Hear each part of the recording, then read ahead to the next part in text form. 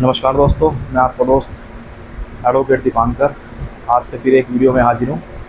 आज हम बात करेंगे जो ये साइबर क्राइम हो रहे हैं, जो स्कैमर्स होते हैं, ये किस तरह से स्कैम करते हैं, साइबर फ्रॉड करते हैं और ये साइबर क्राइम करते हैं, किस तरह से इन क्राइम्स को अंजाम देते हैं। और अगर आपके साथ किसी के साथ भी ये सब कुछ भी हो जाए तो उसके बाद आप इनके खिलाफ़ एक्शन कैसे लेंगे, पुलिस कार्रवाई कैसे करेंगे, साइबर सेल में कंप्लेंट कैसे करेंगे, वो सब तरीके मैं आपको बताऊंगा, ताकि आप अपना खोया हुआ पैसा, जो भी आपके साथ फ्रॉड किया है इन लोगों ने, इनसे अपना खोया हुआ पैसा रिकवर कर सकें और इनको जेल भेज सकें। तो दोस्तों, आज हम इस टॉपिक के बारे में बात करेंगे। तो दोस्तों, सबसे पहले मैं आपको ये बात बताऊंगा कि ये जो स्कैमर्स होते हैं ये कैसे टारगेट करते हैं इंसान को। ये सबसे पहले तो टारगेट करते हैं, जैसे कि ये किसी भी इंसान को लालच देते हैं कि हम आपकी जॉब लगवाएंगे, ऑनलाइन जॉब, फ्रीलांस जॉब के बारे में। क्योंकि जैसा कि आजकल आपको पता ही है कि बेरोज़गारी कितनी बढ़ चुकी है, लोग रोज़गार के लिए परेशान हैं, सब लोग शॉर्टकट्स देखते हैं, शॉर्टकट तरीक़ों से रोज़गार अपनाना चाहते हैं, लेकिन उनको नहीं पता है शॉर्टकट तरीके कितने भारी पड़ जाते हैं। तो ये क्या काम करते हैं, उन सॉफ्ट टारगेट ऐसे लोगों को देखते हैं जिन जो अनएम्प्लॉयड लोग होते हैं, थोड़े कम पढ़े लिखे लोग होते हैं, ये उनको टारगेट करते हैं। कैसे टारगेट करते हैं ये मैं आपको बताता हूँ। ये सबसे पहले उनको जॉब ऑफ़र करते हैं, कहते हैं आपको हम फ्रीलांसिंग में जॉब ऑफ़र करेंगे या वर्क फ्रॉम होम ऑफ़र करेंगे।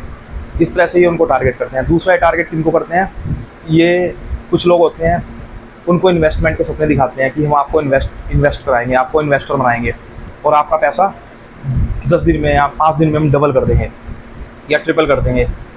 ये इस तरह से उनको बेवकूफ़ बनाते हैं। तो ये उन लोगों को भी अपने जाल में फंसाते हैं। फिर आगे के जो स्कैम्स हैं उनके बारे में बाद में बात करेंगे, पहले इन्हीं 2 स्कैम्स के बारे में बात करते हैं। अब होता ये है कि ये लोग सबसे पहले तो ऐसे लोगों को देखते हैं जिनको जॉब चाहिए होती है, जो जॉब की तलाश में होते हैं, उनको पकड़ लेते हैं। उनको कहते हैं कि हम इन्वेस्टर्स हैं, हम लोगों को पैसे इन्वेस्ट करते हैं, तो आपको क्या करना है, हमारी मदद करनी है और इन पैसों को इन्वेस्ट करवाना है। और ये क्या करते हैं, उनसे पैसे इन्वेस्ट करने के नाम पर उनका यूपीआई आईडी ले लेते हैं उनकी, या उनका अकाउंट नंबर ले लेते हैं, ये सब चीज़ें ले लेते हैं। अब इसी तरह से ये दूसरे लोगों को भी टारगेट करते हैं। जैसे कि कुछ इन्वेस्टर्स होते हैं, कुछ लोग ऐसे होते हैं उनके पास थोड़ा बहुत पैसा होता है और वो चाहते हैं कि हमारा पैसा 2 दिन में या 4 दिन में डबल हो जाए। तो ऐसे सॉफ्ट इन्वेस्टर्स को ये टारगेट करते हैं। उसमें क्या करते हैं, उन इन्वेस्टर्स को ये बोलते हैं, उनको अलग अलग टाइप के लालच देते हैं। फिर उनको ये अकाउंट नंबर देते हैं। किसका अकाउंट नंबर, जिसको इन्होंने जॉब पे रखा होता है, जिस इंसान को शिकार बनाया होता है जॉब दिलवाने के नाम पर, उसका अकाउंट नंबर ट्रांसफ़र करते हैं। वो इन्वेस्टर क्या करता है, वो अपना पैसा उन लोगों के अकाउंट में ट्रांसफ़र कर देता है, जो जॉब के नाम पर, जो जिनको जॉब के नाम पर अपना शिकार बनाते हैं, उनके अकाउंट में ट्रांसफ़र कर देता है वो। अब जिसके अकाउंट में पैसा आता है उसको पता ही नहीं होता कि वो शिकार हो चुका है, क्योंकि अगर जब उसके साथ फ्रॉड होगा तो पुलिस में जाएगा और वो उस चीज़ की रिपोर्ट भी करेगा। अब पुलिस तो यही देखती है कि पैसा किसके अकाउंट में ट्रांसफ़र हुआ है, तो पुलिस क्या करती है, जिसको उन्होंने जॉब का झांसा दिया था उसी को अरेस्ट करेगी। अब ये क्या करते हैं, जिसको इन्होंने जॉब का झांसा दिया होता है उससे कहते हैं कि आप इस पैसे को ना कन्वर्ट कर दो। उसको बहुत सारी ऐप्स हैं मार्केट में, जैसे कि इथीरियम है और आपका डककॉइन हो गई है और बाइनेंस है, ओक्टा एक्स है, और भी काफ़ी सारी ऐप्स हैं और वेबसाइट हैं जिनके थ्रू क्या करते हैं, पैसा बिटकॉइंस में या क्रिप्टो करेंसी में कन्वर्ट कर लिया जाता है। उसके बाद ये उसको अलग अलग डिसेंट्रलाइज्ड अकाउंट में ट्रांसफ़र करते हैं, उसके बाद एक सेंट्रलाइज्ड अकाउंट में ट्रांसफ़र कर लेते हैं। तो ये तो बच जाते हैं, ये तो पकड़े नहीं जाते, क्योंकि जब पुलिस जांच करती है या जब कंप्लेंट होती है तो उन अकाउंट्स की जांच होती है। तो उनमें यही होता है कि जो पुलिस होती है वो जो बीच की कड़ियाँ होती हैं उन्हें पकड़ पाती है, क्योंकि ये पैसा इतने सारे अकाउंट्स में घुमा दिया जाता है, इतने सारे तरीक़ों से घुमाया जाता है कि पुलिस उस तक कभी पहुँच नहीं पाती, बहुत मुश्किल होता है उन अकाउंट्स तक पहुँचना। तो ये जो जॉब वाले बंदे होते हैं, जो जॉब करने के लालच में आते हैं, एक तो ये शिकार हो जाते हैं उनका। दूसरा शिकार कौन होते हैं, वो जो इन्वेस्टमेंट कर देते हैं। अब मैं आपको बताता हूँ कि इनसे बचने का, अगर कभी भी किसी के साथ ऐसा हो जाए क्योंकि आजकल बहुत ज़्यादा साइबर अटैक्स हो रहे हैं लोगों पे। तो आप उस कंडीशन में क्या करें, अगर गलती से आप कभी भी ऐसा पैसा ट्रांसफ़र कर दें। हाँ, इससे पहले मैं आपको एक और बात बताना चाहूँगा। एक और इसी में एक और नए टाइप का स्कैम आया है। ये क्या करते हैं, कहते हैं आपका नंबर केबीसी में आ चुका है, आप केबीसी के लिए सिलेक्ट हो चुके हैं, हम आपको उसके बहाने क्या करते हैं, एक ओटीपी भेजते हैं, कहते हैं हाँ आप हमको ये ओटीपी बता दो।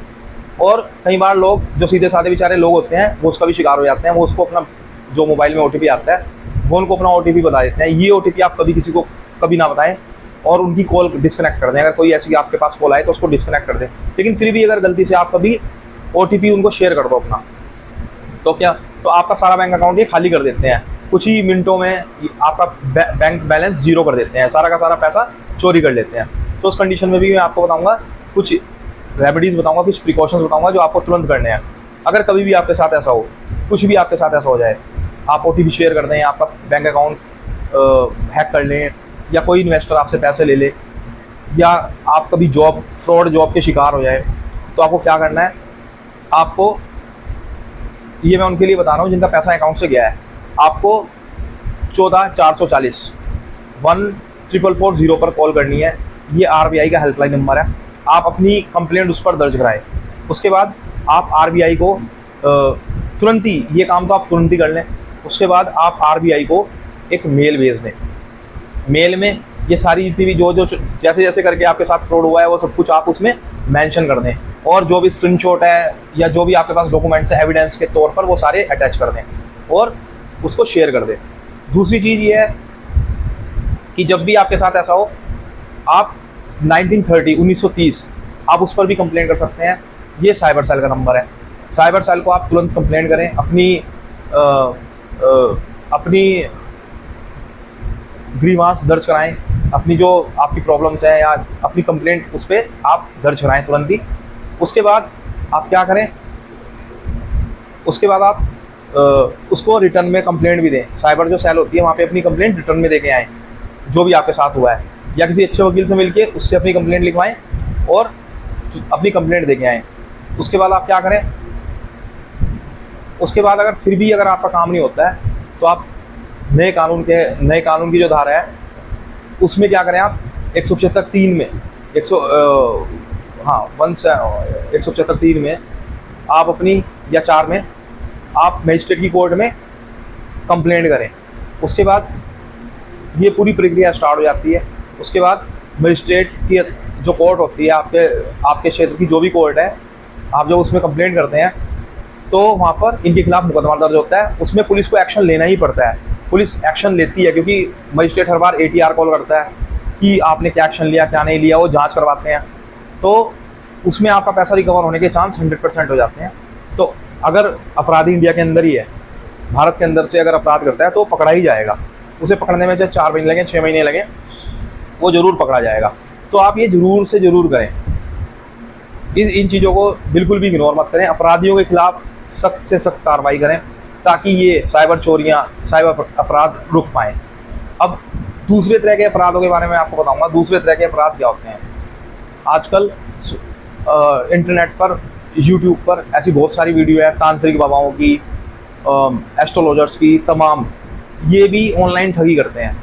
मैं ये नहीं कह रहा कि सभी करते हैं, लेकिन काफ़ी सारे बाबा जो बाबा बन के बैठे हैं यूट्यूब पर, वो सारे मतलब उनमें से बहुत सारे पाखंडी हैं। क्योंकि जो रियल में बाबा होगा, जो जिसको ज्ञान होगा इन सब चीज़ों का, वो यूट्यूब पर या वो दुनियादारी से अलग ही रहते हैं। वो किसी प्लेटफॉर्म पे नहीं आते, वो लोगों से दूर ही रहते हैं, उनको ये सब करने की कोई ज़रूरत नहीं होती।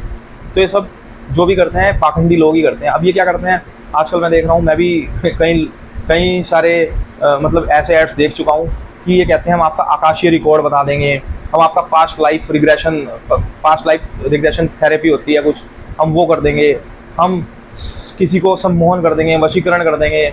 इस टाइप के लोगों को ऐसी बातें बताकर ये लोग सब भ्रमित करते हैं। तो इनके चक्कर में बिल्कुल भी ना आए। ये भी बहुत बड़े फ्रॉड्स होते हैं और स्कैमर्स होते हैं। ये सब लोग स्कैम करते हैं, ऐसा कुछ भी नहीं होता दोस्तों। मैं सही बताऊँ आपको, ना इस दुनिया में कोई वशीकरण नाम की, सम्मोहन नाम की और ये आकाशीय रिकॉर्ड और ये सब चीज़ें देखने वाली ऐसा कोई इंसान नहीं है जो देख सकता होगा। इनमें से मैं कहता हूँ, अगर ये चीज़ें होती भी होंगी ना, तो जो इंसान इन सबको कर पाता होगा वो इस दुनियादारी से और लोगों से बहुत दूर रहता है, क्योंकि उसको ना इन सब चीज़ों की कोई ज़रूरत नहीं होती। और जब ये लोग, आप खुद ही अपनी बुद्धि लगाओ, अगर ये लोग इतने कैपेबल हैं, ये आकाशीय रिकॉर्ड देख लेते हैं, ये सब चीज़ ये कर सकते हैं, ये आपको पैसे कमाने के उपाय बता सकते हैं, तो ये खुद क्यों नहीं अमीर हो जाते हैं? ये खुद क्यों नहीं पैसे वाले बन जाते हैं? ये मंत्र तंत्र जादू टोने ये सब कहते हैं कि हम ये करेंगे आपके पास धन आ जाएगा, या आपको किसी को वशीकरण करना है, आप किसी को वश में कर लोगे, ये ऐसे ऐसे लुभावने ऑफर देते हैं आपको। लेकिन आप खुद ही सोचो कि अगर ऐसी कोई चीज़ होती तो ये क्या खुद ना हो जाते?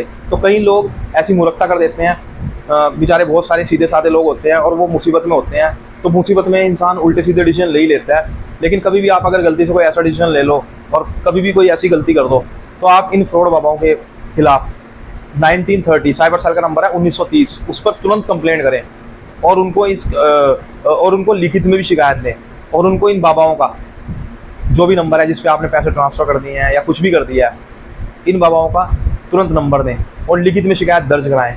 और अगर हो तो आप मजिस्ट्रेट की कोर्ट तक जाएं और इनके बारे में सारी बातें लिखकर इनके ऊपर एक अच्छा मुकदमा चलाएं, ताकि इस टाइप के बाबाओं को सज़ा मिल सके, ये पकड़े जाएं और सोसाइटी से ये फ्रॉड, ये स्कैम्स, ये स्कैमर्स, ये सब कम हो सके। ठीक है दोस्तों, फिर अगली वीडियो में मिलूंगा और आपको नए कानून के बारे में अच्छी अच्छी जानकारी दूंगा। तब तक के लिए दोस्तों, thank you, bye bye, good night.